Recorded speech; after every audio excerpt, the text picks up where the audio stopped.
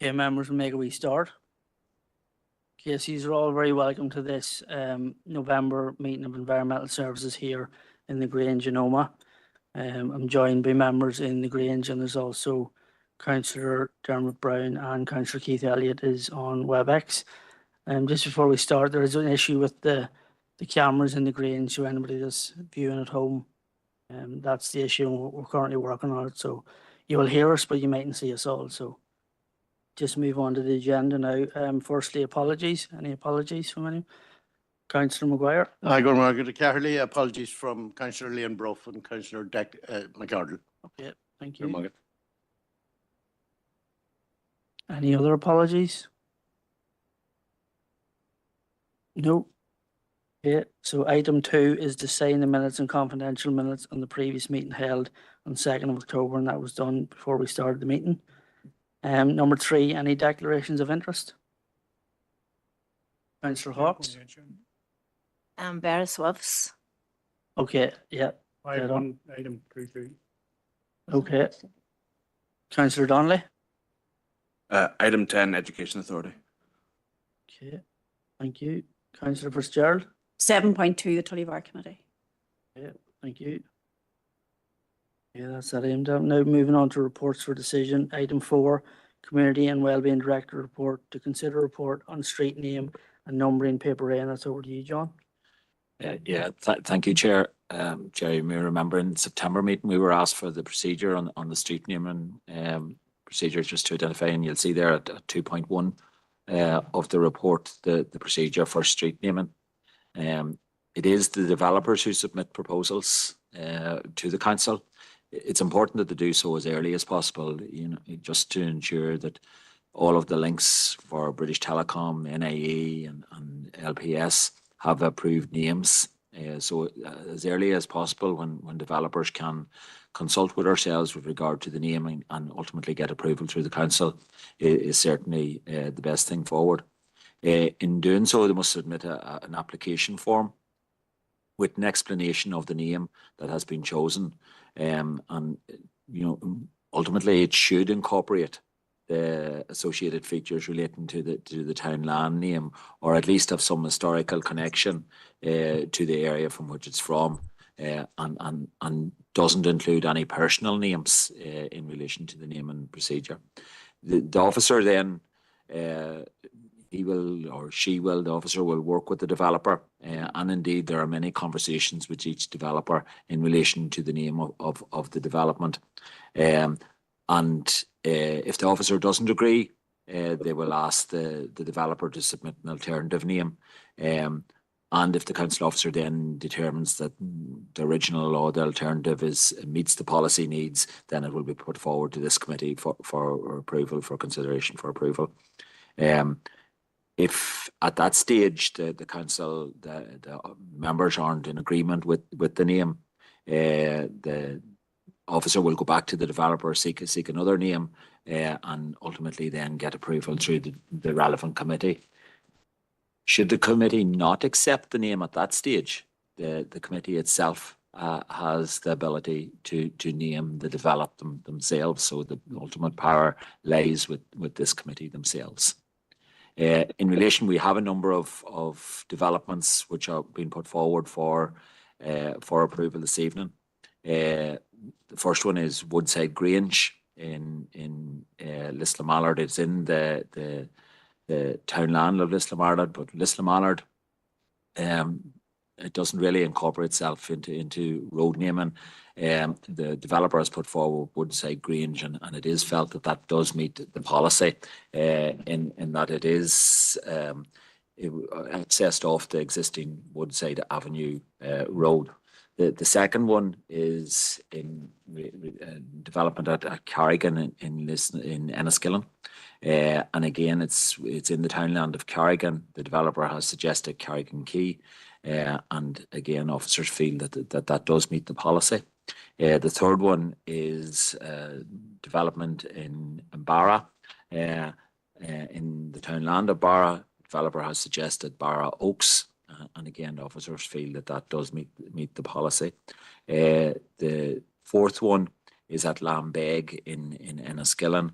This was put forward previously, and it has little leap, but officers have consulted back with the developer and suggested Lambeg Close, which has been put forward this evening for members' consideration.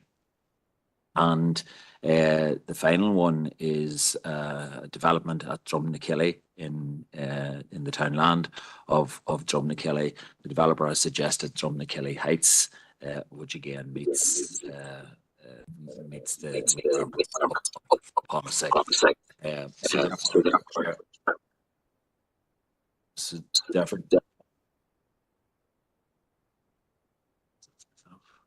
Sorry, no, sorry, John. okay, so therefore, Chair, it's recommended that for the 5 names that have been put forward for the developments, that members approve those 5 names, and also notes the procedure in respect of the street naming and numbering. Yeah, thank you, John. Yeah, nobody indicating. Could you get a proposal and second for the, hold on, sorry. Councillor Maguire. Hi, good morning, Carly Reach, and thanks, John, for that update and clarification of the process. And happy enough to recommend the 6 notified here. Thank you, Councillor Maguire. Thank you. Councillor Feely. Yeah, thanks, Chair, and thanks for that also, John. I'll second the proposal. I was just wondering, John, did it ever happen yet? You were saying the developer puts a name and the committee doesn't agree with it, and then the developer goes, you go back to the developer, and then if it's never agreed and the committee puts a name. Does that ever happen yet? And if, say, at that stage, is it that also the developer has to go with that name, has it, that the committee gives? Does that ever happen yet? I was just wondering. Chair, I have to say, in my time, it hasn't. And I suppose if the proper consultation has taken place and it's in agreement with the policy, that probably shouldn't happen. Especially when you're given 2 opportunities in order to name the development itself. Because, you know, if members have a strong feeling that it's not acceptable here, then that level of consultation should take place. You know, that when it's brought back to committee, that it does receive full agreement from the committee. But in answer to your second part of the question, if it does, members ultimately have the power to name. Yeah, thank you, John. Okay, that's been proposed by Councillor Maguire, second by Councillor Feely, and we're all in agreement. Thank you. Now on to the next item, to consider report and street naming, numbering, dual language, paper B, and that's still with you, John. Yes, Chair. Standard report now on a monthly basis in relation to the dual language. There are 8 names, 8 roads which have been proposed. 7 of which meet the criteria in accordance with the policy, and the translated names are provided at section 2.7 of the report. So, Chair, it's recommended that the Council approves the installation of dual language signage for the roads listed in table 3 of section 2 of the policy of the report. Thank you, John. Councillor Maguire. Hi, Gurmaga to Reach, Carly. Thank you, Chair. There's just one on the list there that it caused me a slight issue.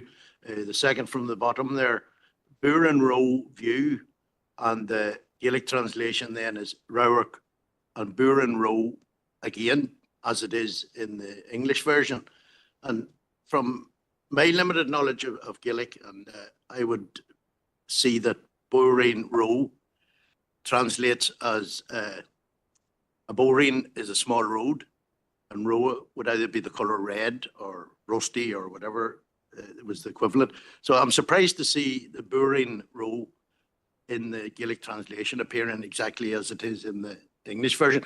Maybe if I could reserve that one for further consultation, or who actually does the translation, John? I'm sure we've been told that before. I believe it goes to Queen's. Is that correct?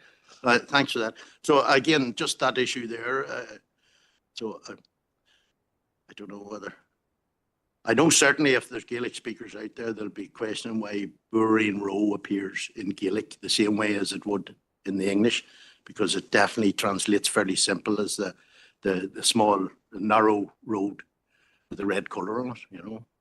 So maybe if we could refer that one back, that'd be possible. Yeah, Chair, if we can approve the other 6, and we'll bring it back Because it is quite obvious, as I say, even somebody with limited Irish would question that, you know, Are you happy to just for propose that? completeness. So I'm proposing the recommendation Yeah. with that exception, Chair.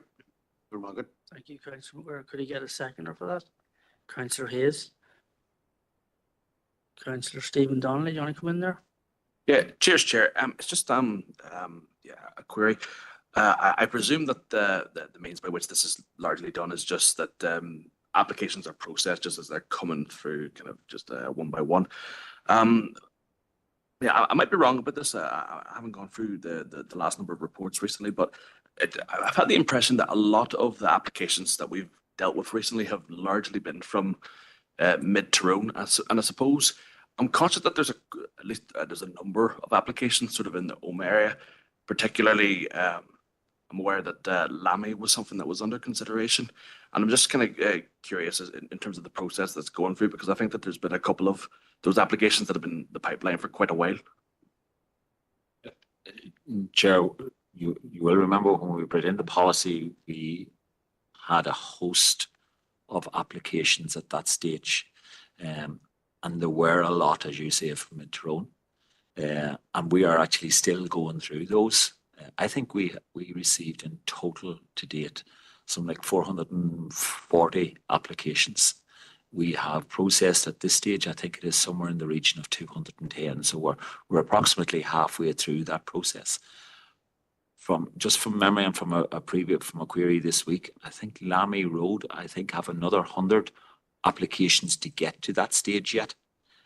So it will take, because we do try and process as far as possible between 8 and 10 per month, depending on availability of staff or whatever, and indeed the number of households that are at each road, because that depends on the level of work that's involved. So I would imagine that Lammy Road will take up to another year in order for us to get there. Okay, thank you for that, John. Okay, Councillor McLaughlin and Councillor Robinson, I take it you're coming in just to dissent as usual. So can I just take it that it's approved with the dissent of your parties? Okay. Okay, we'll just move. So that was proposed by Councillor McGuire, seconded by Councillor Hayes, with the dissent of the Ulster Unionist Party and the Democratic Unionist Party. All agreed? Thank you. Now moving on to item 5, environmental. Chair, can I come in there, please? Sorry, Councillor Kyle, go on ahead. Yeah. I was going to ask if we could get a report on the schedule by each DEA and the level outstanding. And also there seems to be an issue with, people sometimes not responding in time. And I'd like to propose that whoever puts the request in gets notification of when those questionnaires are going out, so that the same as, any other thing, if I put the request in as a community activist or as a councillor, that when the questionnaires are coming out, I can go around and let people know that they need to keep a lookout for it and to respond back, because there are people that just need a little bit of reminding there, and I'd like to propose that the person who puts in the application is notified of when the letters, because there's a big gap between when you put the application in and when the notification goes out. That could be months. So, it would be a good practice, I think, to let the person know, so that they can, let the neighbourhood know, and that they can respond, whether they're for or against, but they'll be able to respond. And we can get more response back than what we seem to be getting at the minute. Okay, thank you for that. Do you want to come in, John? Yeah, Chair, this has raised its head from a number of members. Could I maybe suggest slightly different, that we inform all members in that DEA of roads which are being proposed or which are going to be assessed, say, in the following month? Would that be acceptable to members? Yeah, that's fine. Yeah. And just on your first point, Councillor Cole or Kyle, the schedule by each DEA, yeah, that may take a little bit of time because, as I say, I think there are 230 roads or whatever which are on the list. In order to find out what DEA, because remember, our officers just look at them as we come to them and look up what DEA they're on and everything like that. So yeah, we'll do a piece of work on that to see what is still outstanding by DEA. Yeah, I think it is somewhere around in the region of 240 or something like that that is still outstanding. But yes, we'll do a piece of work on that. Okay, thank you. Yeah, thank you. Councillor Hayes. Yeah, I'd just like to second Councillor Coyle's proposal, and I've also had people in my own DEA that have proposed dual language, put the applications in themselves. So, and they keep coming to me asking me when's it going to come out, when's it going to come out. So, if they were notified at the time when the questionnaires, it would be really helpful, just so they know when it's happening, and they could, as Debbie said, could speak to their residents on the road and stuff like that. It would be helpful. So I'd like to second that proposal. Okay, thank you, Councillor Hayes. Councillor Elliott on WebEx, please. Yes, thank you, Chair. Well, I think John has covered what I was going to say, just that all councillors in the DEA would be notified of when the letters are going out. And just with regard to the budget for this, I take it that the money that's set aside for this, that's officer and staff time, all new signs, that's all complete in that budget allocation. Is that correct, John? It isn't. It's for the purchase and the installation of the signs itself. The staff time that building control officers in assessing the roads is not part of the capital budget because it's not a capital, staff time is not a capital issue. So the assessment in going up to the electoral office and sending out all of the notifications to residents, assessing those returns or whatever is not part of the 150,000 because that's a revenue budget. So the 150,000 includes just the supply and installation of the signage. Well, John, would it be possible then to put together a report with regard to staff time and the monetary value in officer time and staff time as well? Thank you. Yeah, it would be very much an estimate. Yep, no, that's fine. That's average times. Yeah. Thank you. Councillor McClory. Yeah, I'm a bit concerned with the length of time it's going to take for staff to actually divide up a list of what 200 or 300 outstanding roads. Perhaps if they were published in order and councillors could pick out the roads from their own DEAs. I mean, we've all tramped them long enough. We should know roads and areas in our own DEAs, and then we could work out roughly when they would be coming up, rather than going to the expense of having somebody sit and divide them up and put them into DEAs. I mean, they're not going to get done any quicker anyway, unless we're going to change the rules. I mean, I don't agree with most of the rules anyway, but... Okay, Councillor McGuire. Margaret Carley will, I suppose, first of all, I should say it's admirable that as the estimates process is due to start in a week or so time, that councillors are so concerned about the revenue expenditure of the council. But I am a little bit concerned that proposal is coming specifically in relation to the dual language signs. I feel that specific interest is motivated by certainly something that is beyond Section 75, and we've all signed up to our good relations work as well, and I'd be concerned that the specific interest in dual language signs, as in the cost of it, could be misconstrued out there by our constituents. So I'd have to say that I certainly wouldn't agree with that proposal of Councillor Elliott's. Where would that stop?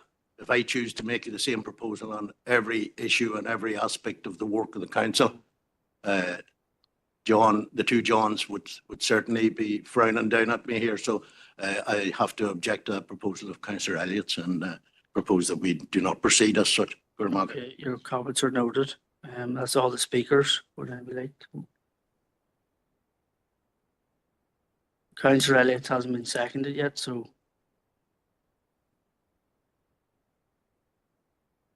So you second Councillor Maguire's, are we all in agreement?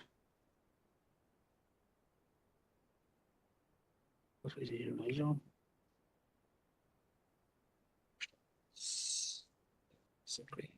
Councillor Maguire's.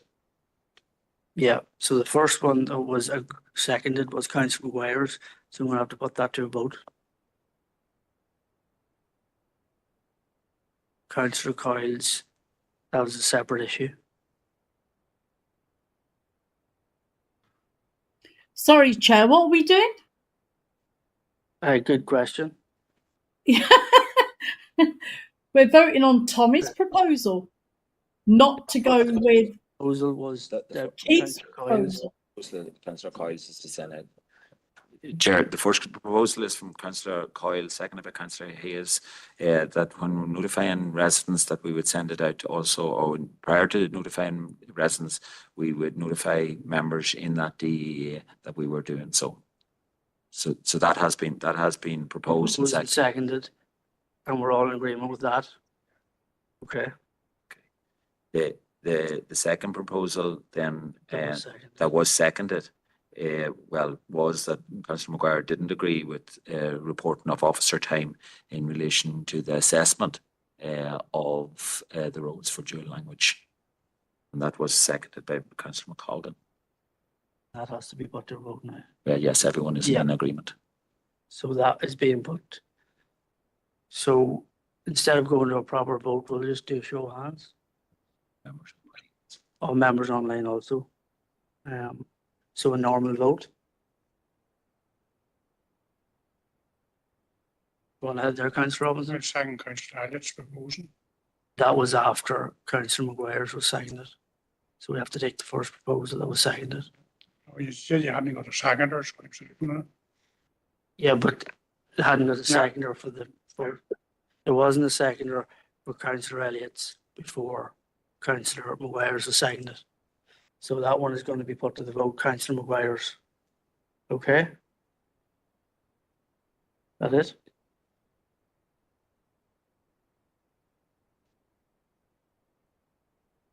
Sorry, Chair, what was this vote? Is the vote coming across here electronically, is it, or do you want? It's, yeah, it is an electronic vote, yeah.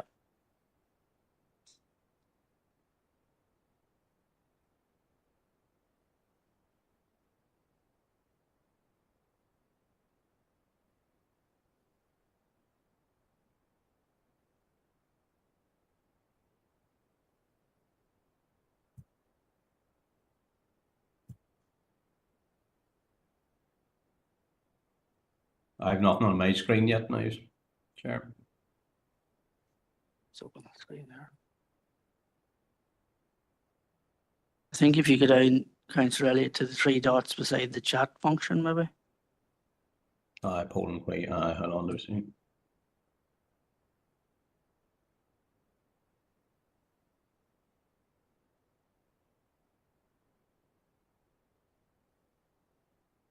Have you got it there? As team viewer, it's showing up here. I don't know what.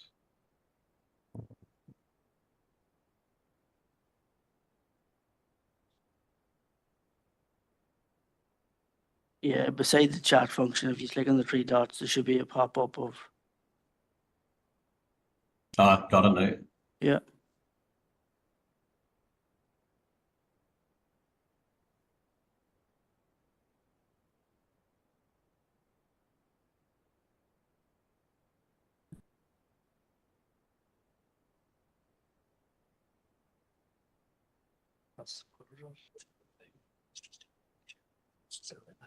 Seven yeses, seven yes. 9 yeses, 6 noes. 9, 6. The 6, I'm not sure. You voted yourself. I did, yeah. That it? 9. 3 or 9. 9, 6. Oh, it's just 2 apologies. Yes, right. Okay, the result of that vote is 9 for and 6 against. So that carries and the other one falls. Okay. So that's all them proposals dealt with now. Okay, thank you, members. Now moving on to item 5.1 to consider report on the state matters, paper C. Thank you, Chair. Members, this is again standing monthly report on various estates matters. So section 2 sets numbers of matters for decision. First, in relation to Castle Archdale Forest, Lisnara Community Trail has recently completed and requires a supplemental agreement to be put in place for the current license with Dare Forest Service. So it's recommended that the supplemental agreement be executed by council to reflect the addition of the new trail. Secondly, then at 2.2, in relation to lands at Fountain Lane Vera, council members will recall that in January of 2024, council approved a request from Borough Swiss Football Club to surrender sublease of lands at Fountain Lane Borough, and in parallel to the council to surrender its 2 leases with the landowners, which would enable the football club to secure a longer term leasehold directly with the landowners. LPS has recommended a nil consideration as payable in respect of the sublease and lease surrenders, and all parties bear their own costs. So it's recommended that this is approved and legal formalities commence. Moving over to 2.3 in relation to lands at Greenhill Cemetery. Again, in June of this year, council approved a boundary rectification between Greenhill Cemetery and the property at 58 Gorchin Road, Omagh, by way of a land exchange. So again, the valuation assessment's now being completed, and the LPS has recommended again a nil consideration is payable in relation to this transaction, and each party bear their own legal costs. So it's recommended that's approved, and again, legal formalities commence. We have a number of requests for legal agreements from various utility providers. First are at 2.4 SGN, seeking to install a number of underground district governors at car parks in Omagh and in Enniskillen. So again, LPS have assessed that and recommended a premium of £3,000 per site is payable to the council upon commencement of a 99-year peppercorn rental lease for both sites. So it's recommended this is accepted and the leases are executed subject to payment of the council's reasonable legal and agent fees. At 2.5, NIE, as part of system improvements scheme, proposes to construct a new substation at Cunningham Terrace car park, which is a free to use car park adjacent to Kevlin Road in Omagh. The proposal will result in the permanent loss of 1 parking space. LPS has recommended that a premium of £2,500 is payable to the council by NIE upon commencement of a 999-year peppercorn rental lease. Again, recommended that this is accepted and the lease is executed subject to reasonable legal and agent fees. Then at 2.6, a local firm is planning to refurbish a property at 55 Market Street, Omagh, and has requested the use of car parking spaces at adjacent Marketplace car park to provide a safe working area during the construction phases. It's proposed that this will take up 5 parking spaces during the strip out phase of 5 weeks and 6 spaces during the construction phase, which is likely to be 30 weeks. So it's recommended that a license agreement is entered into and the council will be compensated for the loss of car parking income for the duration of the works. At 2.7, pardon me again, NIE again has requested that they need to lay 5 metres of underground cable in a new line there at Gunley. And they require way leave agreements, so it's recommended that the council would be remunerated in accordance with the standard way leave rates. At 2.8, in respect of Strathroy playing fields in Omagh, in October of this year, members were advised that the council had previously facilitated a meeting between council officers and representatives from St Enda's Gaelic Football Club and Strathroy Harps Football Club at the end of September. Around the establishment of a legal entity for a previous expression of interest which had been submitted jointly by both clubs. Strathroy Harps Club has now replied to us advising that its circumstances has changed and they no longer wish to be part of the joint venture, and as a result they recommend the EOI process which was predicated on the joint venture must therefore be terminated. Moving on then to 2.9, there's a number of requests for use of council property as set out there. First is Luel, Ireland's National Dance Company requesting permission to use Fort Hill Park for a dance corner event on the 16th of November. Enniskillen Royal Grammar School request permission to use a round O for the Earn Fours Head event on the 16th of November also. And then Oma Women's Aid has requested permission to use a plaza for a vigil to remember victims of domestic abuse on Tuesday the 10th of December 2024. Two requests for retrospective use of council property. First is Benton Community Forum permission to use Ecclesville Forest for a Halloween event on the 19th of October through to the 9th of November. And then at 2.102, work has commenced on some shopfront improvement schemes on properties at Foundry Lane, and it was necessary to close off a section of New Brighton Terrace car park to facilitate contractor's compound for 6 weeks up to the end of November. So the contractors provided the required risk assessments, method statements, indemnifications, and an undertaking to reinstate the council lands upon completion of the work. So it's recommended that retrospective approval be granted for this course of action, and the loss of car parking income will be recouped by the council during the contract period. We had a number of items in for information. That's in section 3. First is in respect of One Kelly Development Company, who are applying for funding to carry out improvement works to the pathways at the site, and under the terms of the lease require council consent as landlord, and the confirmation has been provided to the development company as wouldn't reasonably be withheld. Then at 3.2, Fenton Regeneration Initiative again has requested permission under the terms of its lease to apply for grant aid for the replacement of a disability lift at the Ecclesville Centre, and again confirmation was provided as was appropriate to do so. And finally, NIW has served a notice of intent to lay underground pipes at Derry Chara Road car park in Enniskillen, and again the council will be compensated as assessed by LPS. And then a number of documents that have been sealed noted as 3.4. So members, the recommendations are set out on 9.1 and 9.2 that the council notes the various matters, approves the various matters at 9.1 and notes those matters at 9.2, which were for information. Thank you, John. Councillor Donnelly. Thank you, Chair, and thank you, John, for that report. And I'm more than happy to propose the report as it stands.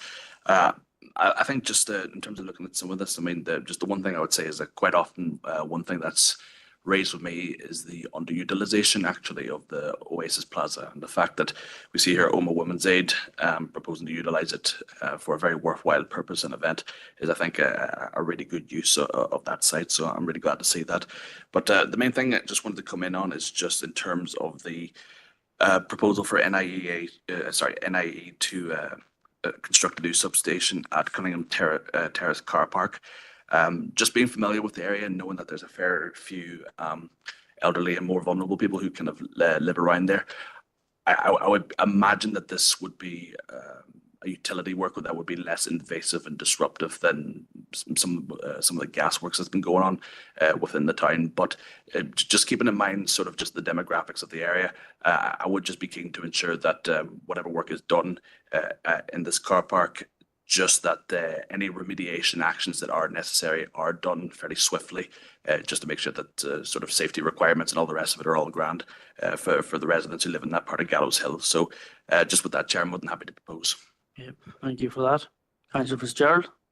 Just one question to the officers. It was just, somebody had asked me today if a community group had leased land from the council, say for 25, 90 years, if they were able to sublet it out to another community group for the betterment of the community, such as like a men's shed or a women's health group or something like that. I'm sure that is something that the council does, but they would formally have to come through yourselves to get approval for that. Yes, Chair, before we have a lease in place, we take on the role of being a landlord, and obviously the lease is to the tenant, and it's not unusual. There are examples where a tenant will then sublease a portion of the lands to a third party. But it would need to come back for a request from the tenant in the first instance, setting out who it's to, what it's for, and then that request would come through committee and council. Okay, thank you. And I'm happy to second the report. Thank you. Lovely. Thank you for that. Councillor Coyle on WebEx, are you looking in or is that from previous? Oh, sorry, that's from previous. Yeah, no I'll problem. take it down now. No bother. So that's been proposed and seconded and we're all in agreement. Yeah, thank you. Now on to the next item is 5.2 to consider report of Director of Environment and Place Paper D. John again. Thank you, Chair. So 6 items in the report. The first 2 are for decision, and the other 4 are for information. So if I take the first 2, they relate to work that the council's been doing and continues to do around climate change and sustainable development, and particularly engagement with young people across the district. So at 2.1, the council, as members will be aware, we work very closely with groups and individuals across the district on a whole range of environmental initiatives, and one of the ideas that has been proposed through the time in consultation with and working with other regional bodies is being able to recognise those volunteers and groups across the district who get involved in that. Now, many of those individuals find themselves coming forward as nominations to regional award schemes such as Keep Northern Ireland Beautiful and the Live Here, Love Here champions. But to recognise that volunteer effort at a local level, it's been proposed that we would establish a Climate Champions volunteer scheme, and then the nominees from that local process would be forwarded to Keep Northern Ireland Beautiful to be progressed into external awards such as the Community Champion scheme. The nominees will also be invited to contribute to the Fermanagh Noma Climate Champions Group, enabling residents to get involved in the development of our climate actions into the future and help protect the environment. Any costs associated with the project met from within existing budgets, and it's recommended that members approve the scheme. And ideally, we would have liked to have launched before 30th of November, but obviously it won't launch until after, if this is approved tonight, wouldn't launch until after a ratification at council then at the start of December. But so we'd aim to launch it alongside the International Day of Climate Action in future years, and said get it out as quickly as possible before the end of this current calendar year. The second element then is around the Fermanagh Noma Environmental Youth Speak competition. So again, our climate team have been working with the EA and Southwest College to identify opportunities to better empower young people to speak up and act on environmental issues. And in that context, they've formulated a proposal around environmental youth speak for primary and post-primary schools, and the schools will be invited to nominate 1 pupil or a team of up to 3 pupils to represent their school and participate in the competition. Now again, we had originally envisaged that would launch this in month of November, but obviously this will be subject to ratification at council in December. And in that context, speaking to the other partners involved today, we feel that because we'll only be launching it in December, while that will still give time for primary schools to get involved, we think that realistically for post-primary schools who find themselves into exam mode maybe after Christmas, that there may be limited opportunity for post-primary schools in this first year to be involved. So in the first year of operation, it'll be very much focused on primary schools, but in future years then we'll broaden it out to the post-primary schools. So again, just recommended that members approve council participation in the project, and the costs of council participation met from within our existing budgets. And as you can see there, the other partners are bringing funding to the table, Southwest College and the EA through TBUC funding. Then a number of issues for information. As 3.1, just an update on progress of actions over the last quarter coming out of the Environmental Services Committee. So 74% completion rate over the last quarter. The 26% of 14 actions that are in progress, as you might expect with the previous report, relate to estates matters, so conveyance and leases, licenses and easements, just the execution and the sealing of those documents. At 3.2, for information, members may be aware that the chair and the street cleansing manager attended the Best Kept Awards up in the Guildhall last month, and from over 100 entries across Northern Ireland, Omagh has won the best kept large town category, and Enniskillen was runner up in the best kept medium town. So again, we'll just put on record congratulations to the staff and the teams involved in that, but also to the local volunteers, residents and businesses, because that is increasingly the feedback from the judges is that that's a very significant element of the judging process, and one that we're keen to encourage. Then at 3.3, an update on the quarterly local authority collected municipal waste statistics. The Stanton item now on a quarterly basis. These are provisional statistics. A couple of points specifically of note for Malin District Council area. As said previously, the members, the proportion of waste is broadly in line with the population of each of the 11 districts, and as I suppose the least populous district council area, we therefore generate the least amount of waste. Their report also notes that there are seasonal variations, and in relation to household waste in Q1, it is worth just noting that we recorded a mixed dry recycling rate of 24.5%. So if people think that's essentially your blue bin, and only we were the second highest council in terms of MDR in Northern Ireland. So it's particularly notable in the context of the anticipated implementation of EPR scheme in 25-26. Then also note about the council's performance in terms of energy recovery, which was 15.6%. And as I've said previously, and members will be familiar, we're in the process of closing Dramee landfill site in Q3 of this financial year. And the experience in other council areas will be that that figure will then increase, our energy recovery will increase significantly once the landfill shuts, but it will also have a boost to our recycling, because part of that RDF process is that there will be some additional recycling recovered before the residual material goes to energy recovery. And then finally, just to report notes that there was 3,300 tonnes of biodegradable local authority municipal waste that went to landfill previously. And again, that ties back to the current but imminently ending use of the landfill. At 3.4 members, there's an update on Lisbon Household Recycling Centre. Members will recall that there was an email had been issued, an email update issued to members back in October time around some health and safety concerns at Lisbon Household Recycling Centre, which was requiring staff and contractors to undertake unsafe vehicle movements which couldn't be controlled or mitigated because of the physical limitations of and constraints of the site and the nature of the vehicles that operate on that site. And on that basis, having given consideration to the draft report, looked for alternative layouts to the site and even changes to how service was delivered on the site, it was concluded that neither was possible. And therefore, I was left with no option but to recommend that operations on the site ceased with immediate effect.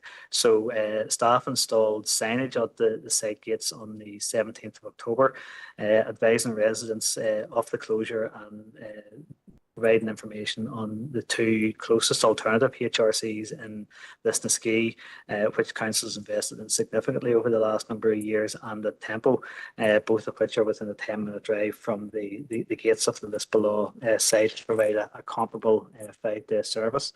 We do recognise that this change has caused some disruption for local residents, and indeed I know a number of members have contacted me reflecting the views of residents over the last 3 weeks in that regard. The report then sets out just the contribution that Lisbon HRC makes in terms of our overall recycling efforts through the HRC network across the district. And in 22-23, it was and I should say in 23-24, it was approximately 1% of all waste and recycling collected through our HRC network.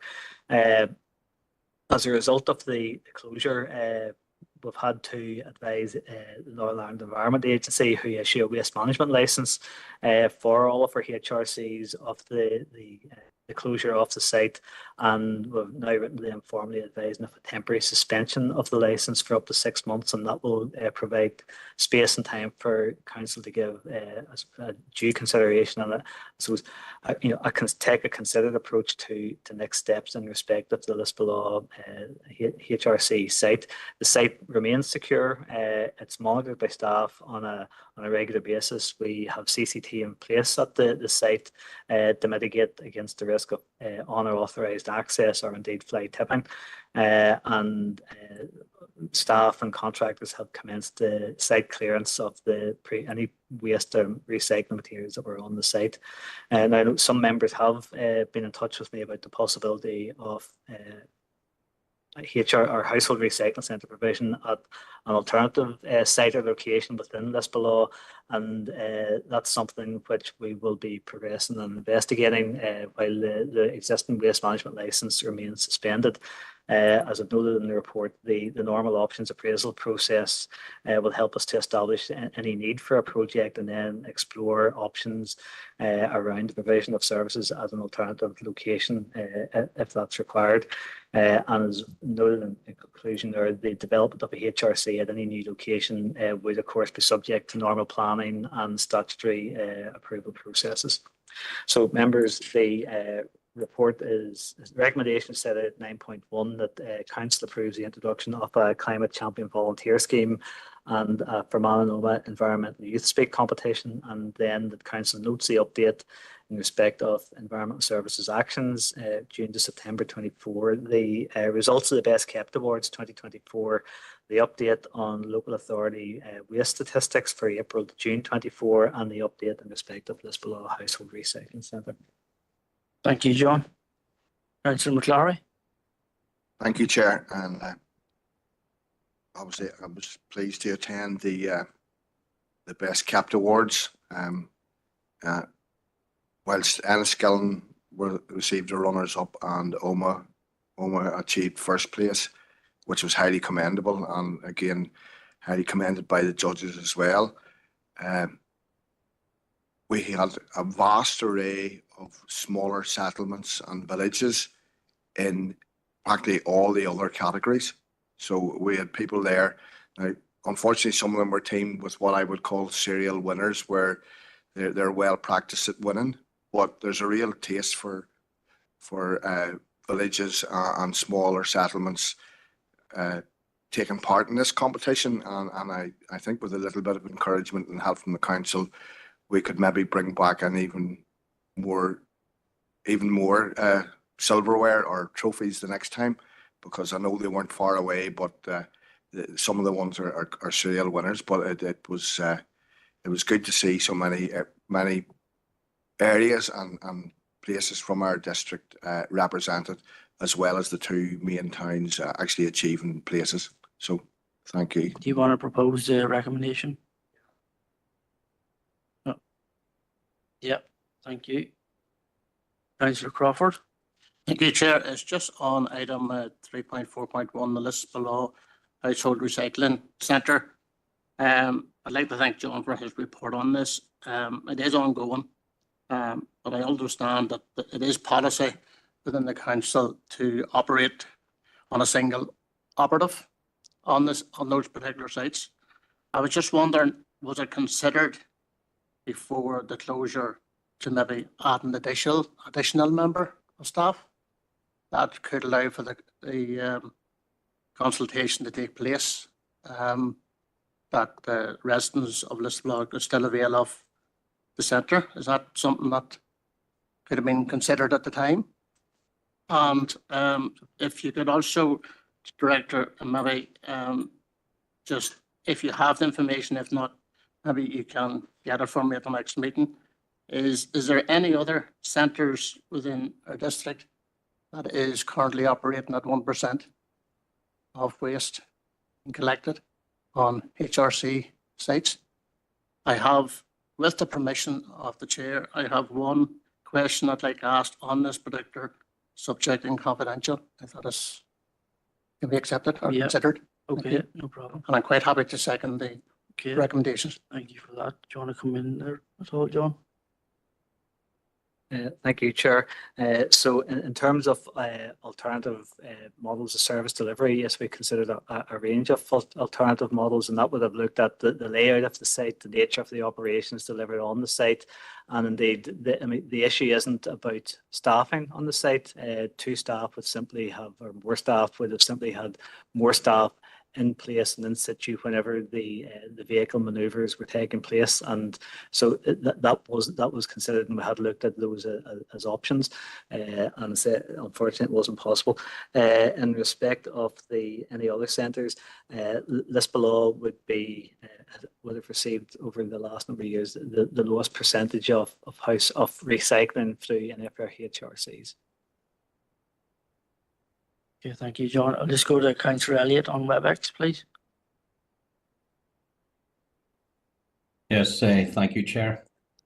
Well, obviously, I want to talk about the Lisbon Recycling Centre. It was disappointing when it was closed. I think maybe with regard to the way I know it happened quickly on the back of the health and safety report, but the communication with the residents, you know, I know it was put out at a temporary closure. I think maybe if it would have been made aware, maybe the possible reasons, you know, the health and safety reasons why the site was closed, you know, anybody that I have spoken to, and I've spoken to a lot of people with regard to this, they do acknowledge, you know, when it's health and safety issues, you know, you can't really argue with it. And as Councillor Crawford said, with regard to extra staff on the site, suppose for moving lorries of those sizes in them areas, you know, you really need two banksmen or women or council workers, you know, to do that job, as well as the driver of a vehicle.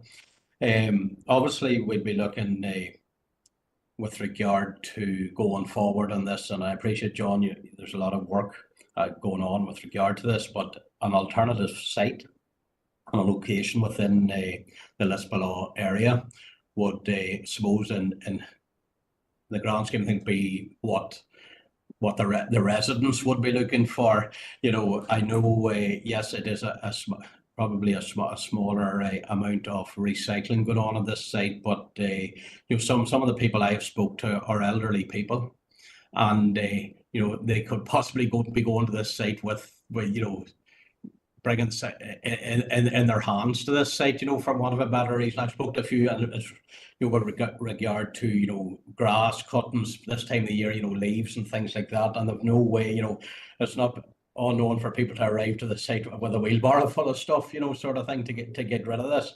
So obviously they don't have the brown bin capacity either to dispose of this.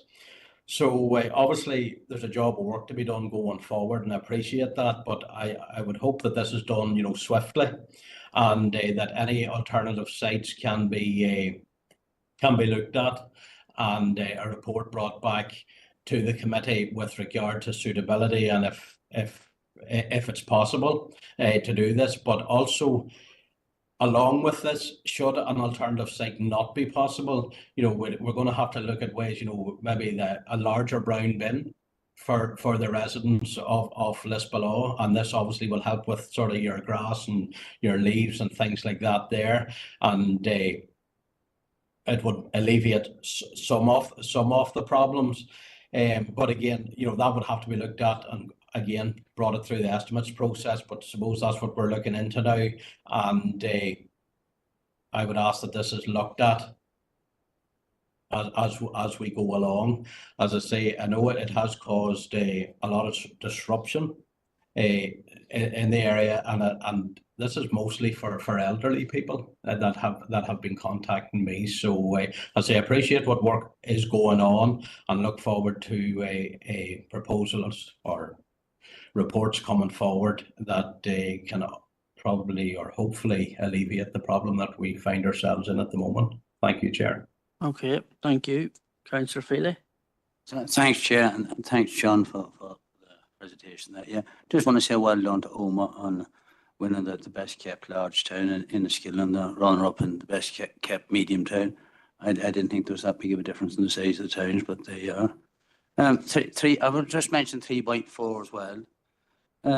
and I must have missed it. You said it was email came out in was it October there or August? Sorry, but when I seen this below on it, I must have read it or took much notice on it. So I'm just here about this centre closing now. I don't like to see these centres closed, but I know as Keith says there was a worker died up in Causeway Coast and Glens, which is very regrettable. I never heard that either. So there's no, yeah, it had to be closed if there was any danger, any people working there. So I was just, and we have 14 other centres in the area, which is good. Because I always was afraid through the years of some more than closing as well. So it's good to see the other 14 is remaining open. But I was just wondering, had we to do a head check on them all, John, or was it just that one in Lisbon? And hopefully you can get another site and get it open again for. I always be afraid of a fly tipping or people just going there and dumping and stuff, but I see that there's CCT cameras there, so there's been no problem anybody dumping stuff there or fly tipping in the area. It's just regrettable it's closed, but that's where we are. But I was just wondering, was any of the rest of them had to be checked? Yeah, sounds good, John. Thank you, Chair. So just on one of Councillor Elliott's comments or questions was about alternative provision, and just to note that one of the things that we are looking at in the short term is around even the bottle bank provision, to see if there's an alternative site for the bottle banks, which may help alleviate some of the disruption. It's not the full provision that you'd have from, I suppose, what people refer to as like the skip site service, but at least if possible, we'll see it if we can find even a short-term alternative location for those. In terms of other sites, and I suppose just to give some context to the health and safety work that we do, obviously health and safety is paramount in all of the council's operations of both our duty of care towards our staff, but also that duty of care towards residents and service users. So it's within our corporate health and safety priorities. Workplace transport is one of our corporate priorities, so there has been a particular focus on workplace transport safety over the last 2 years, and in particular then that's over the last 12 months that has also run in parallel with a focus from the health and safety executive, who have been out looking at workplace transport safety, not just within local government, but across the wider industry. And as part of that, they have been out and they've carried out inspections at a number of our household recycling centres. I just don't have the exact number, but I know I'm going to say from memory, I have a figure of 9 that they have been out and have looked at over the last number of months, and they've been going out around other councils as well. That's not just a focus from Annanoma Council, hasten to add, and then our own corporate health and safety. Knowing that this was a corporate priority, but also a focus for the health and safety executive, have been taking a very diligent approach in terms of getting out and doing these inspections. So I said that's why our own inspection had identified the risks at this particular site back in August, but I said we had tried to give it as much due consideration before taking the regrettable decision that it had to close in October. Yeah, thank you, John. Councillor Brown, Webex. Yeah, thank you, Chair. Just want to come in again on the Lisbon Recycling Centre and agree with the speakers who thought about the aftermath of it. We were aware for a while anyway that there was concerns here, so we could have been working on solutions before now, I suppose, is what the point I'm making is. But people want clarity soon rather than later, because there has been reports of an increase in fly tipping in the area. So people want solutions sooner rather than later. So I suppose if the council could give us an idea of the timescales for a solution, and I'm not suggesting this could be done quickly, but I think if people had clarity around the issue, there would be a lot less frustration. All right, thank you, Chair. Thank you, Councillor Brown. Any comment there, John? No. The only thing with that just is that obviously we have written to NIEA in terms of temporary suspension of the waste management license. That will run for 6 months, so we're coming up, we're halfway through the first of those months. So the intention will be within that the remaining five-month period to bring a report back to members. So that's the timeline that we're working on at this particular juncture. And I suppose I would also acknowledge that when there's a health and safety risk identified, the unfortunate point is that you have to act immediately once we become sort of formally aware of a risk, and that it can't be mitigated, that it can't be controlled. We need to act. So that's why this was. We had to close. Now the report was received on a Wednesday. Thursday was a planned closure day in the HRC, and the site would have been due to reopen on the Friday. And really, I had to take that decision then on the Thursday to say put the signage up and advise members accordingly, and said we had information out on our social media then as soon as the signage went up on Thursday. So I appreciate the feedback, and I appreciate all of the engagement that there has been from members right across the chamber over the last number of months, and the feedback from residents. We do take all of that on board. Yeah, thank you. Councillor Elliott, you looking in again on this item? Just, if you let me in, Chair, just a wee second. With regard to obviously what has been discussed going forward, would it be possible that a press statement could be done up and put out, whether on social media or to the papers, with regard to what is happening with the site and what the council is doing or looking into? I think as I say, it was the not knowing the reasons behind it and things like that there. So if the council, to say what our plan is going forward would be appreciated. Thank you. Okay, thank you for that, Councillor Elliott. Okay, is that being proposed by Councillor McClary, second by Councillor Crawford, and we're all in agreement? Thank you. Okay, now on to reports for information. Item 6.1, to note, building control and licensing report, 1st of April 2024, 30th of September 2024, paper E. And as they're for noting, take it everybody's read them. Could I just get a proposer and seconder for them, unless there's any comment? Councillor Fitzgerald. Yes, just on that, I was looking at the dog reports, commenting, but I was just saying there's a lot of complaints, but there seems to be very little prosecutions. And I know it's very difficult to get prosecutions because maybe people might ring in, maybe with a dog has attacked a person or has attacked animals, but maybe they might want to carry forward. Would that be the reason why there's no prosecutions? Or I'm not sure, John. Yes, Chair, that's for a range of reasons. There's no prosecutions. One, there are times when we don't know who the dog is and we can't find the dog. There are times when the person who has been attacked doesn't want it to be taken any further.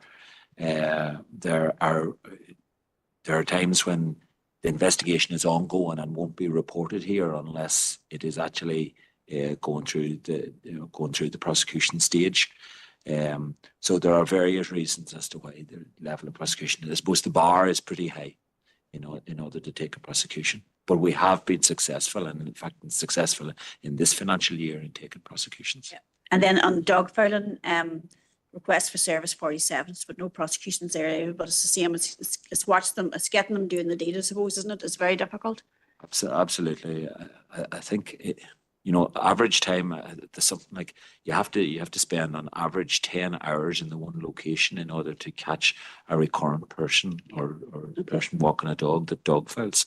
So in order to do that, you need a huge amount of staff in order to do it, because you do have to actually witness the dog fouling in order to take further action. Okay, thank you. I propose the recommendations. Yeah, thank you for that. Sir Robinson. Thank you, Chair. It's to do with the puppy farm at Lava. There's a big write-up in the parish there 1 week about it. What is the situation on it, John? What way do we control it, or what? I know that we don't make the regulations for the puppy farm, but can you give an idea what the whole involved inspections and all that there? How many inspections a year? Are they notified, or are they not notified, or are they one that notified? And then you do your spot check then sometime, do you, or what way does it work? Yeah, Chair, I suppose members will be aware of the publicity regarding the dog breeding establishment at Clabby. We are governed very strictly by legislation in this regard under the Welfare of Animals Act 2011. I should start off by saying that oversight for the implementation is solely the responsibility of the Department of Agriculture and Rural Development, DAERA, and the legislation is actually enforced by ourselves, by the local dog wardens, and they inspect the dog breeding establishment to ensure compliance with the legislation. That compliance is led again by the department, who issues guidance to local councils on the regulations for the breeding establishment. And these are used by the councils to determine if the standards are met in accordance with the regulations.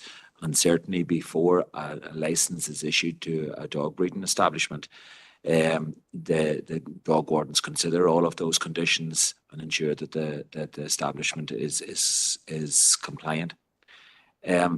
A lot of the publicity has been in relation to the number of dogs that are at this facility and the number of bitches that are at the facility.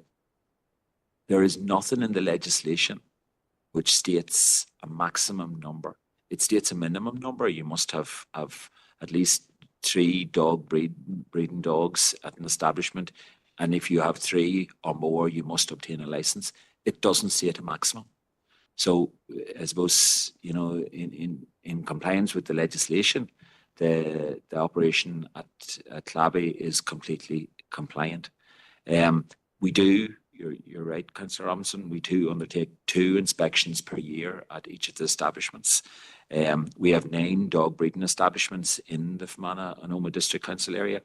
One of those is an announced, a planned inspection, and the other is unannounced. During those inspections, there are 5 needs of an animal, and those are specified again under the Welfare of Animals Act. For it is an offence for if a person doesn't take all reasonable steps to ensure that these needs are met. And the needs are the needs for a suitable environment, the needs for a suitable diet, the need for it to be able to exhibit normal behaviour patterns, any need that it has to be housed with or apart from other animals, so it has to be properly housed, and the need for it to be protected from pain or suffering or injury or disease. And during their inspection, animal welfare officers or animal welfare and dog control officers, they check those 5 needs in accordance with the guidelines which are set by the department in order to ensure that they are met. And I have to say that the breeding establishment at Clabby, in all of the inspections, always meet that criteria. So all pens are of an appropriate size, and there's no evidence of overcrowding. Each building has adequate ventilation, lighting, and indeed has either underfloor or central heating system in place. There is a robust cleaning regime in place in all of the 3 establishments at Clabby Road, and they're disinfectant and whitewashed when the dogs are moved out. At the entrance to each building, there is disinfectant footbath. There are 4 types of bedding that are used: straw, shredded paper, sawdust, wood chippings, all non-irritant and all absorbent. All dogs have always been found to have a clean supply of water and food.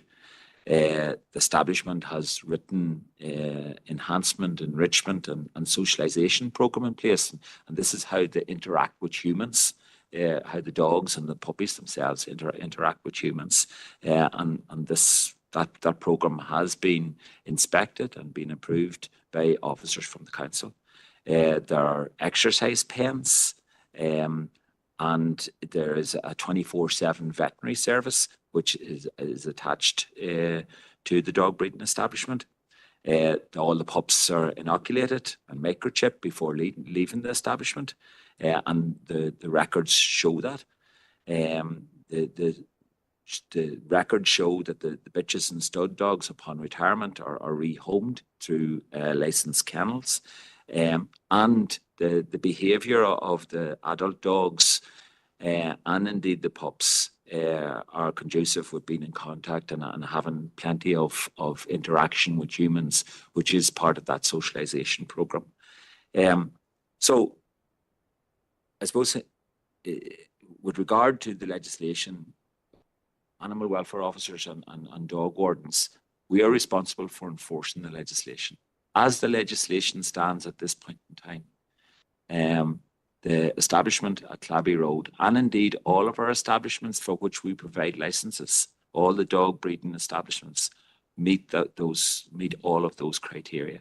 And so there is absolutely no reason why we shouldn't be issuing license in accordance with the legislation. Now, if the legislation, and I know there are calls from various bodies for stricter legislative provisions in relation to dog breeding establishments.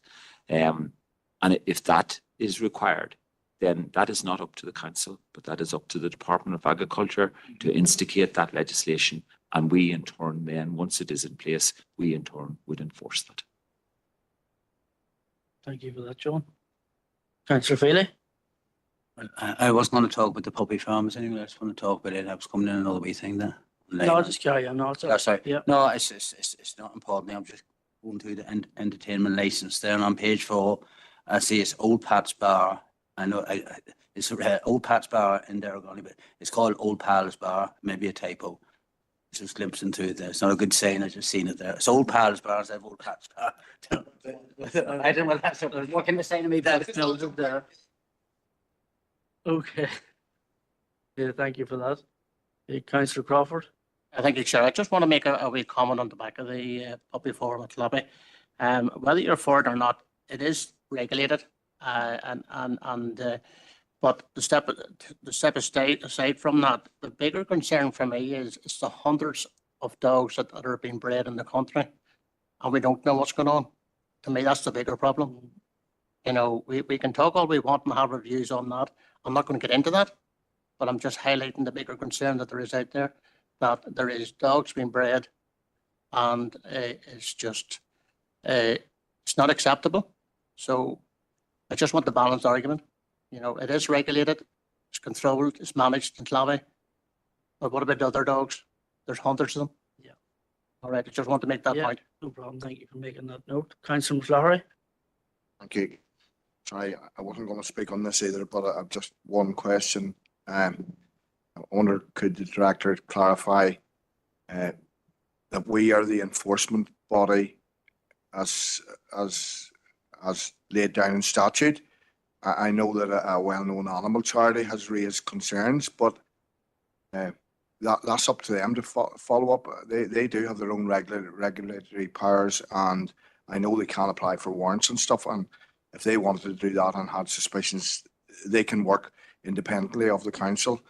And as such, we don't have to give them any of our information under data protection and stuff. Just to clarify that, because it wasn't quite clear in the local press. It was almost as if we were stopping them doing their job, and just wanted to be clarified. In my understanding, that they are independent and have their own powers, which they can use. They're totally independent of the council, and it's not up to us to facilitate them. Yes, Chair, I suppose in relation to dog breeding establishments, we are the only authority for enforcement. So we have a statutory responsibility to enforce the legislation in relation to dog breeding establishments. And like I say, and just linking in that with what Councillor Crawford said about the large number of dogs which are being bred out there in the rest of the community, we don't have a responsibility for a person, a lone person who has under 3 dogs or 3 bitches and are breeding, that they don't require a license. So there is no regulation of that element of it. But where you have 3 or more bitches, you require a license. If you don't have, and we become aware of it, then we will take enforcement action and bring it to the proper authorities in order to ensure that it is either licensed, and there's very, very strict regime in order to get it licensed, and you can see all of the conditions that must be met. And if that's not the case, we will certainly take legal recourse. Yeah, thank you for that. Councillor Coyle on WebEx. You're on mute there, Debbie. Sorry. Yeah, well, I was going to ask something similar to John there, but I just wondered, you know, on the back of the newspaper report, it is the only one. I think you said, John, that there were 9 establishments across the Maranoma Council area. So they didn't seem to be bringing up, the animal welfare group didn't seem to be bringing up any concerns about any of the others. So, you know, it was just about one particular one. And I'm wondering, you know, would you know why that is? And do we give any, you know, if anybody wants to check, you know, the report of any puppy farm or business at all, do we give any of that information out from any kind of business or just in this sector? Or Chair, in relation to why I would imagine why this establishment receives a lot of attention, there are actually 3 of the 9 dog breeding establishments on the one site. So there are 3 different establishments operating out of that one site, and there are another 6 throughout our district. That isn't to say that the other 6 do not get attention, because I think if you look at social media and look at some of the comments that are made there, and indeed that have been reported in the press, they also come under scrutiny. So they do also. In relation to our inspection reports, no, we do not make those publicly available for commercial interests under the Freedom of Information. And we have been requested to provide those, but that is not something that we do. We are the competent authority for enforcement, and we are confident that all of our inspections, and if we give them a license and renew that license, that the proper controls and the proper inspections have been carried out by competent officers who are particularly trained in this area in order to make sure that that license is issued. So, you know, as for another body coming and inspecting our work, that isn't something that we would allow. But also on the Freedom of Information, it isn't information that we would be providing. Okay, thank you, John. Councillor Hayes. Yeah, it's just a quick question under the legislation, and thanks, John. I think you've explained that really, really well for everyone to understand whether you're in agreement with it or not. The council's role is following the legislation and the guidelines. I was just wondering on them guidelines, is there any limit in them guidelines and the legislation to the amount of litters that a bitch can have before she has to stop? There is now, whether I'll be able to, I won't be able to quote that to you, Councillor Hayes, right now. We are responsible for 3 or more breeding bitches and breeds 3 or more litters of puppies in any 12-month period. But how many in total that they can breed, I would need to come and check. But it is there. There is a limit. In the legislation, yes. Okay, thank you. Councillor Hayes, are you happy to second the note of the report? Yeah, I can second that. Yeah, thank you. Okay, so that's been proposed and second, and we're all in agreement. Thank you. Now moving on to item 7, Environment and Place Director Report. 7.1 to note update report on climate change and sustainability development action plan 2021 to 2024, paper F. Over to you, John. Okay, Chair, thank you. This is a 6-monthly update, members, on the implementation of our Climate Change Sustainable Development Action Plan. So details the actions over the course of the last 6 months and in particular and then beyond it over the last 12 months. Members, there's a lot of detail in the report. It gives an update in each of the 6 headings in respect to governance, energy and buildings, transport, resource management, and land use and economy.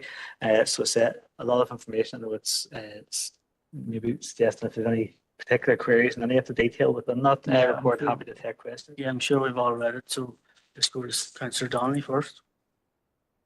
Thank you, Chair, and thank you, John. I mean, the report speaks for itself, and it's enormously welcome to see the work that is actually going on in the context of this strategy. I think it's one of the really strong pieces of work that we've done actually as a council.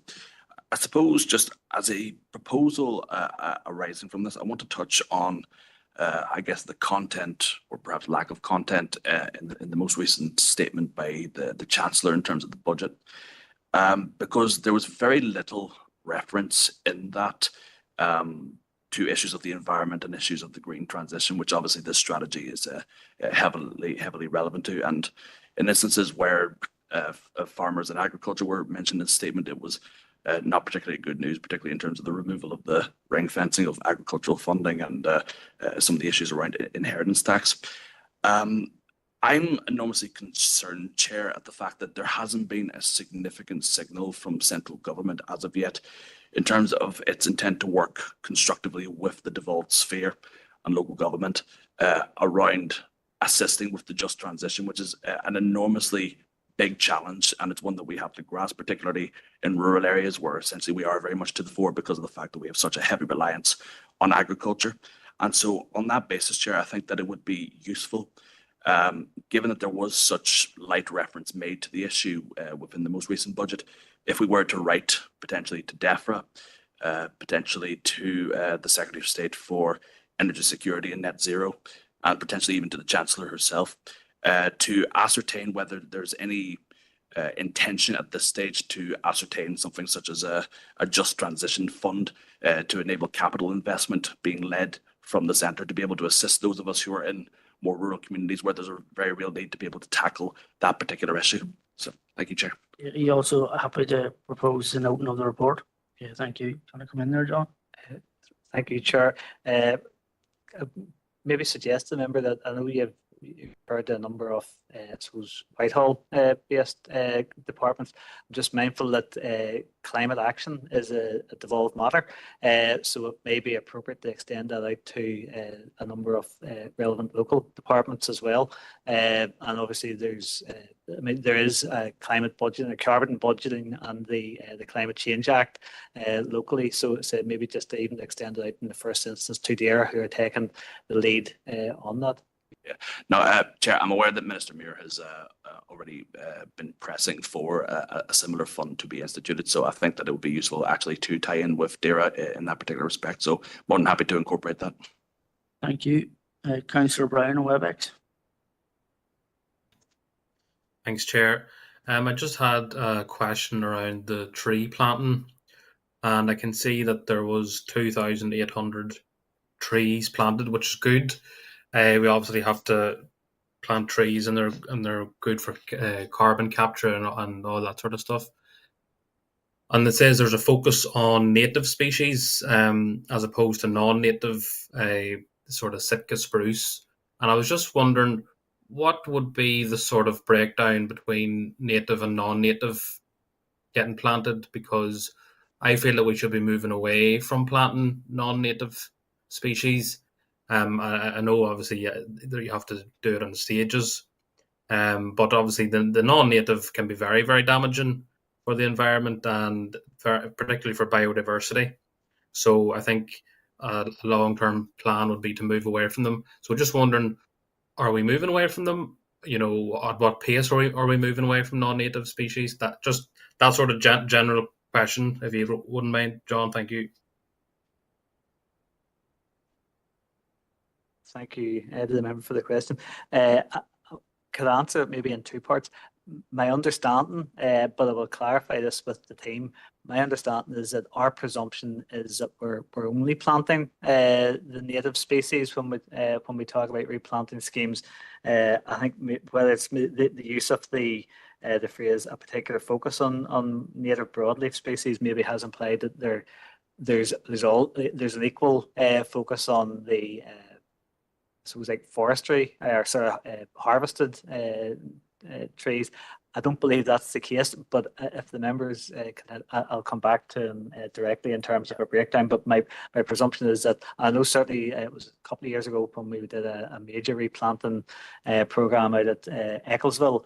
The focus there was almost exclusively, if not entirely, on native species, and it was very much with the recognising the environmental and particularly the biodiversity value of replanting with native species. Yeah, thank you for that, John. Councillor McGrath. Thank you, Chair. I just want to second Stephen's proposal. Okay, and are you happy enough to second the noting of the report? Yes. Yeah, thank you for that. Councillor McClary. Thank you. I attended the breakfast I mentioned in 2.7 for the economy. Whilst that's a short paragraph, it was much more than that.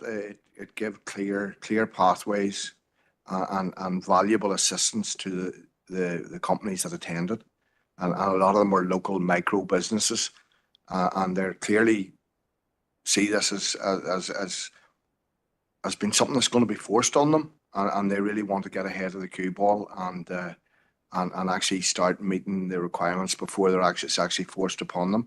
There was some very good debate and some very good and productive discussions, and the solutions coming forward from the people involved was very, very good, and I think everybody benefited from it. So hopefully there'll be more similar events run for those businesses that have missed out on it, that they'll be able to pick up at a later stage. Okay, thank you for that. Okay, so it's been proposed by Councillor Donnelly and seconded by Councillor McGrath, and we're all in agreement. And then Councillor Donnelly's separate proposal has been seconded by Councillor McGrath, and we're all in agreement with that. Yeah, thank you. Could I ask the people on councillors on WebEx to take down their hands, please, just before we move on. Okay, to item 7.2 is a note update report on Tullyvar Joint Committee Paper G. It's John again. Chair, this is a copy of the papers from the most recent Tullyvar landfill joint committee. So really the meeting pack is included for information. It's the minutes of the previous meeting on the meetings, I should say, on the 14th and 21st of February, and then the update report from Tullyvar Site Manager and Assistant Director of Environmental Services in Mid-Ulster District Council, who the site is jointly operated and owned and controlled by. So just recommended that Council notes the report in the papers as set out within paper G. Thank you, John. Proposer and seconder, Councillor Robinson and Councillor McGrath. Thank you. And now we move on to correspondence. Item 8.1 to note the following items of correspondence regarding A4 Julian. There's two parts to that, and that's over to you, John. Yeah, thank you, Chair. So members will recall that in July of 2023, the Council had written to a number of other councils, including Leitrim, Sligo, Mid-Ulster, and I don't know who the other one was. And a fourth council, Leitrim Council, sorry, regarding the potential interest in the A4N16 dualling scheme. So just had responses now from Cavan County Council and from Mid-Ulster District Council, both indicating that they'll be interested in being involved in a future discussion with the council and with Leitrim. So I said both pieces of correspondence just to note at this stage. Yeah, thank you. Councillor Feely. Yeah, thanks, Chair. Yeah, and propose to note them two letters. I just want to welcome them two letters. It's good to see them coming in there, and hopefully we'll get the other two from Sligo and Leitrim.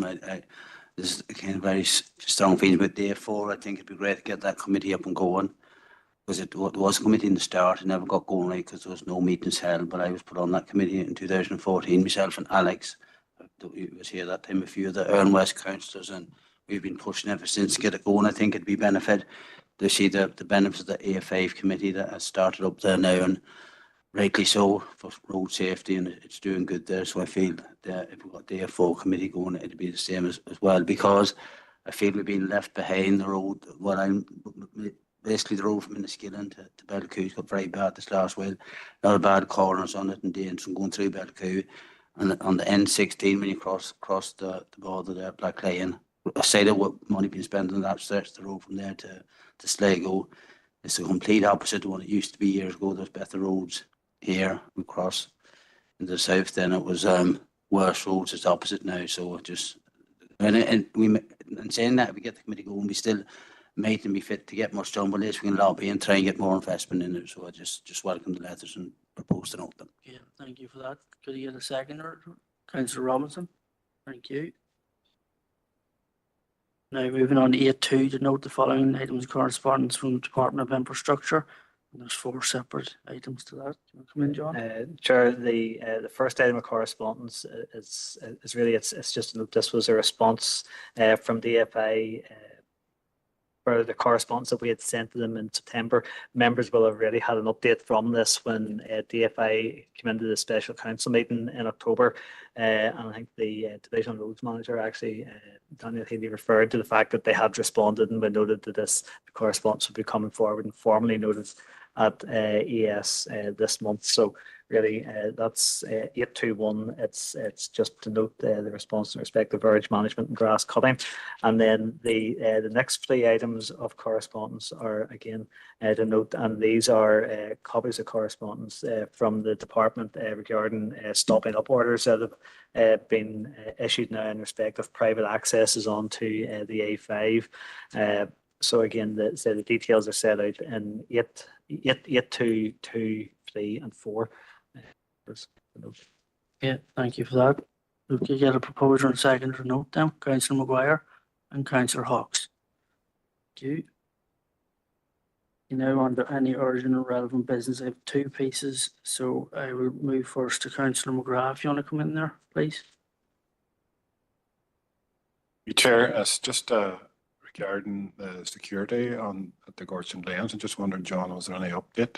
You know, in last week's paper there was another there was issue with light tipping with tires. You know, I know it probably was on the outside of the Gorton Lanes. You know, but I'm just wondering, has the council any more information about security after the last incident? Thank you, Chair. Thank you to the member for the question.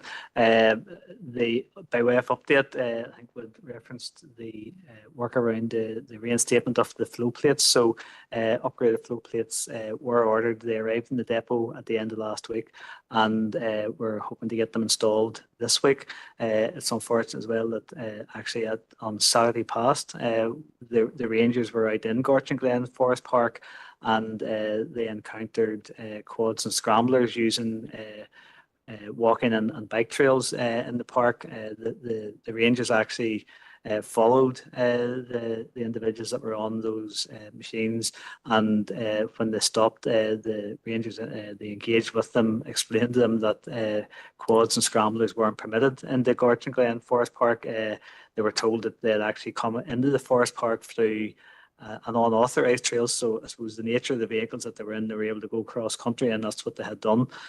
So there was an engagement and education piece with them, and we did take details of the vehicles, and that's been shared with the PSNI.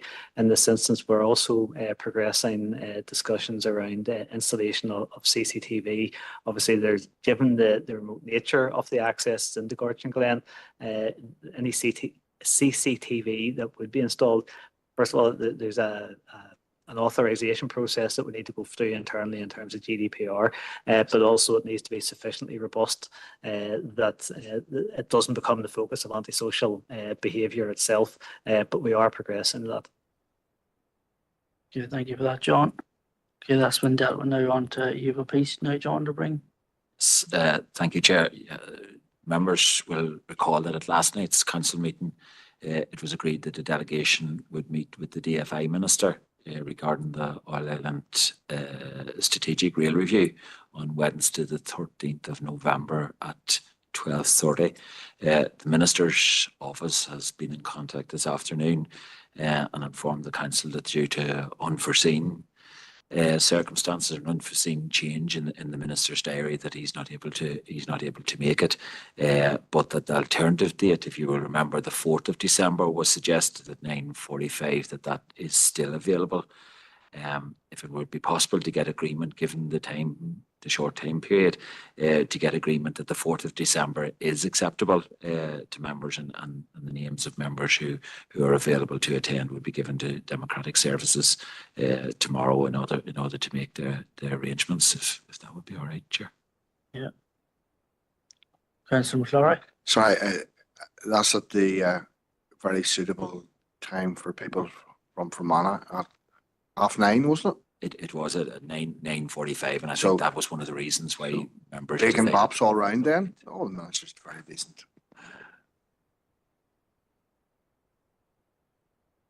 Yeah, we have an LTP meeting at 10 o'clock that morning as well, so that excludes. I think we may seek, I'm going to propose we seek an alternative date in its entirety in the new year, and at a suitable time for us travelling from Fermanagh. Because we can't get the train. Councillor Crawford? I just second just what Councillor McLaughlin has said, just reschedule. Yeah. Are we all in agreement with that? Yeah. Councillor Coyle on WebEx? Well, I've got 4 councillors willing and able to go that day. So, but listen, if the majority want it changed, you know, it's a 9:45 in the morning, so it's not really a problem getting to Belfast for 9:45 in the morning. But anyway, I'll go with whatever the majority. But Sinn Féin have a delegation ready to send. Yeah, well, we're all in agreement. We'll seek a new date. So, okay. Okay, so that's all of any urgent or relevant business done. Could I get a proposal and seconder to go into confidential? Councillor McGrath and Councillor Robinson?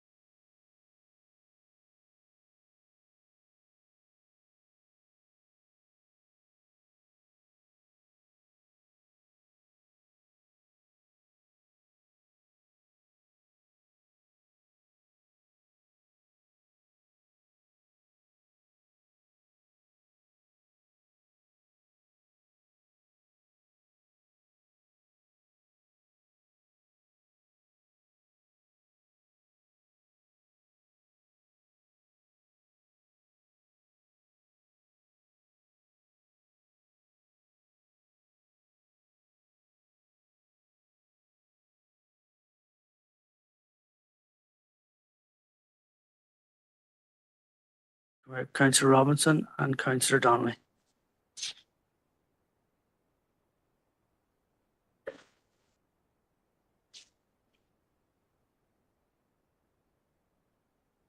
Got it.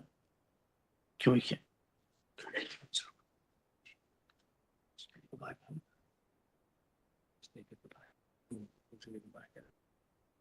There's another issue we have to discuss. Could I get a proposal and seconder to go back into committee? Councillor Robinson, Councillor Hawkes.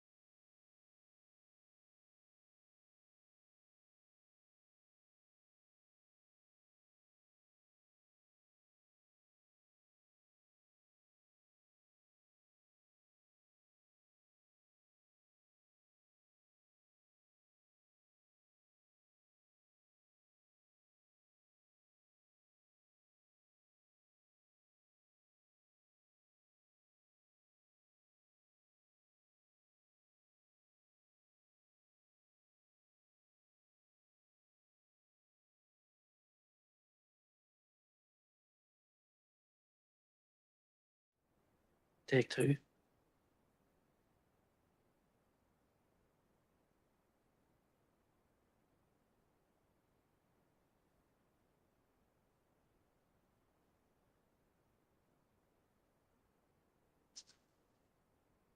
Okay, do you want to come in there and give a summary, John?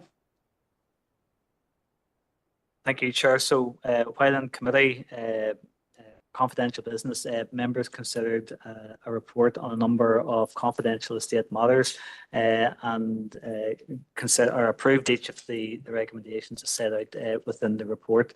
Members also considered another item of any other business and accepted or noted the update from the officer. Okay, thank you. Proposed and seconded by Councillor Robinson. Councillor Maguire.